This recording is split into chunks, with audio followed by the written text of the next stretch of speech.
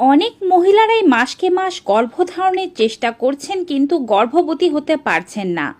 প্রত্যেক মাসে বিফলে যাওয়ার কষ্ট কি তা প্রত্যেক নারীরাই বোঝেন। আসলে গর্ভধারণ খুবই সূক্ষ্ম একটি প্রসেস। এক্ষেত্রে বিশেষ কিছু জিনিস না মানলেই গর্ভধারণ হয় না।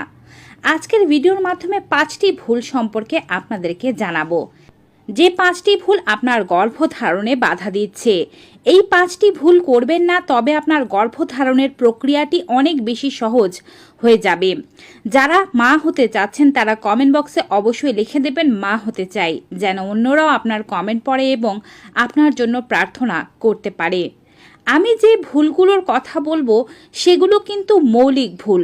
শারীরিক বিশেষ কোনো অসুবিধার কথা আজকে উল্লেখ করছি না। ইন্টারনাল কোনো প্রবলেম যদি কোনো নারীর বা পুরুষের থেকে থাকে সেটি ভিন্ন বিষয়। পরীক্ষা নিরীক্ষার মাধ্যমে যা জানতে হয় এবং সে অনুযায়ী চিকিৎসা করতে হয়। আমি বলছি স্বাভাবিক যে বিষয়গুলো না মানলে বা শরীরের উপর দিয়ে যে বিষয়গুলো না মানলে আপনার গর্ভধারণে বাধা আসতে পারে।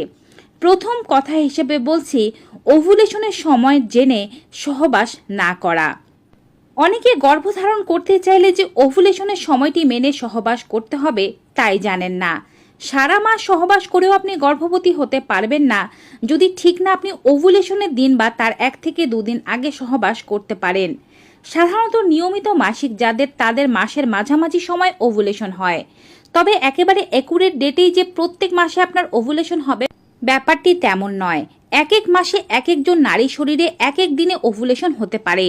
তবে গড়ে পর্দায় যে হিসাবটি বলা হয় তা হচ্ছে আপনার মাসিক যেদিন শুরু হয়েছিল সেদিনকে প্রথম দিন হিসেবে ধরে মাসিকের 11তম দিন থেকে 20তম দিন পর্যন্ত একদিন বাদে একদিন স্বামী সহবাস করা।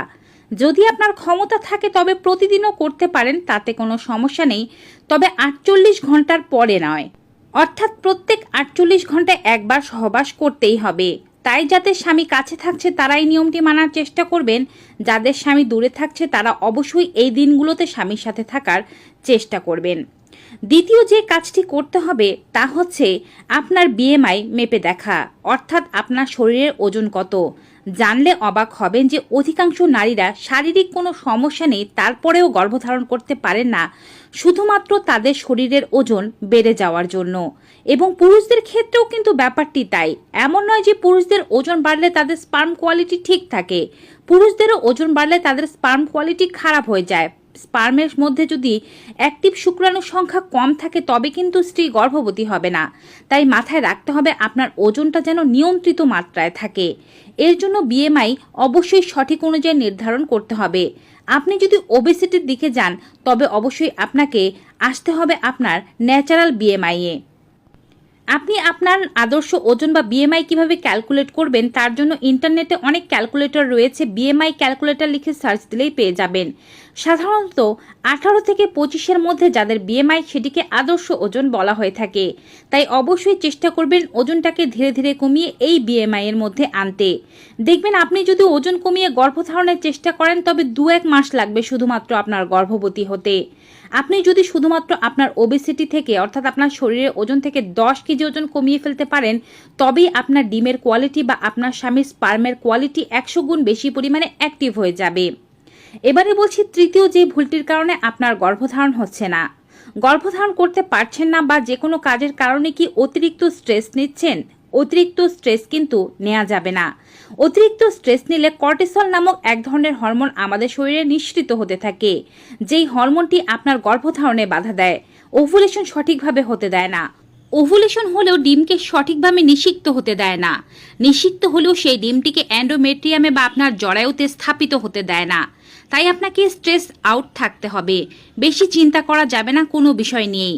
দেখবেন স্বাভাবিকভাবে চেষ্টা করলে আপনার গর্ভধারণ হয়ে যাচ্ছে 1 থেকে 2 মাসের মধ্যেই। চতুর্থ ভুল হচ্ছে আপনি কি আপনার ডেইলি ডায়েটকে ইমপ্রুভ করেছেন, অতিরিক্ত জাঙ্ক ফুড নেওয়া বন্ধ করেছেন এবং বাইরের খাবার চিনিযুক্ত খাবার নেওয়া বন্ধ করেছেন। এগুলো যদি করতে থাকেন তবে কিন্তু আপনার গর্ভধারণ সহজে হবে না, হলেও মিসক্যারেজ হয়ে যাবে। তাই বাইরের খাবারগুলো খাওয়া বন্ধ করে দিন, চিনি জাতীয় খাবার খাওয়া বন্ধ করে দিন, প্রসেস ফুড খাবেন না। যাই খাবেন ঘরে তৈরি খাবার খাবেন এবং বেশি ফ্রেশ ফ্রুটস এবং ভেজিটেবলস খাবেন। দেখবেন গর্ভধারণ কত সহজে হয়ে যায়। পঞ্চম ও সর্বশেষ ভুল হচ্ছে সহবাসের সময় কি আপনি কোনো লুব্রিকেন্ট অথবা থুথু কিংবা লালা ব্যবহার করছেন। এগুলো বীর্যের মধ্যে যে শুক্রাণু রয়েছে তাকে নষ্ট করে দেয় এবং শুক্রাণু আর অ্যাক্টিভ থাকে না। শুক্রাণুই যদি অ্যাক্টিভ না হয় তবে আপনি কিভাবে গর্ভবতী হবেন। তাই সহবাসের সময় কোনো প্রকারের লুব্রিকেন্ট বা মুখের থুতু লালা ব্যবহার করবেন না।